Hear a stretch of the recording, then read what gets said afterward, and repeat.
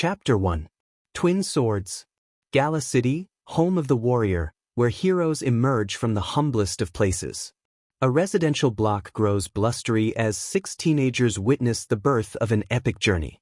They stand on a staircase under the sun and watch over a solitary man in the park. The man's name is Roar. Roar is a samurai who has spent the entire day trying to slice a giant leg of bison using his new technique, but every time he approaches the bison meat he stumbles and completely misses his target. In the center of the kids' park is a pair of swings attached to a steel bracket, and in between the swings dangling from the bracket by a rope is the giant leg of bison all tied up hovering just above the ground.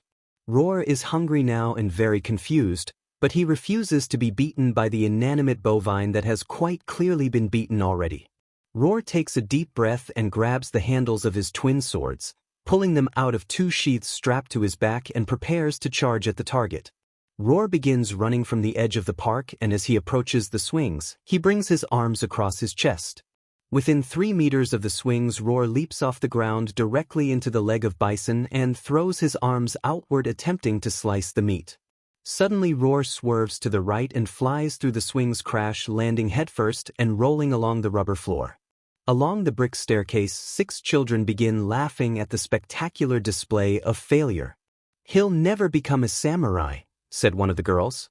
"It is impossible," said Roar as he was just about ready to give up. At that moment, an easterly wind grew stronger and stronger. A small figure outside the park jumped 30 feet into the air with its left leg bent and its right leg extended. The figure somersaulted in the air and then gracefully landed on its right knee a few meters away from Roar. As the figure rose to its feet, it revealed itself to be a short green man with incredible muscles on his upper body.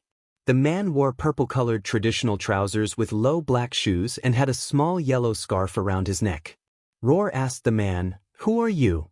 while noticing braces on each of the man's forearms, his long pink lips, big eyes, and a shoot of dark hair on top of his head.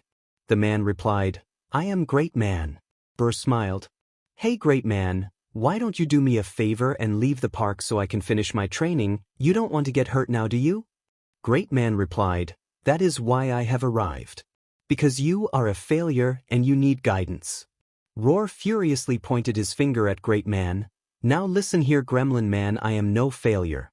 That leg of bison over there is my breakfast, but the sun is high in the sky, and I haven't even eaten yet.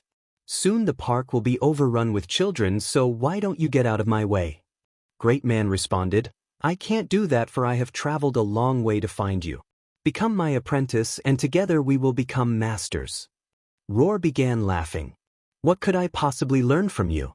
That's it, I didn't want to hurt you, but since you're so tough I'm going to have to force you out of this park."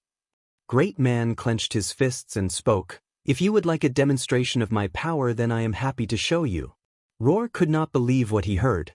This strange man leaped out of nowhere and demanded that Roar become his apprentice. Even though he looked tough, he didn't have a sword of his own, so how could he possibly beat Roar?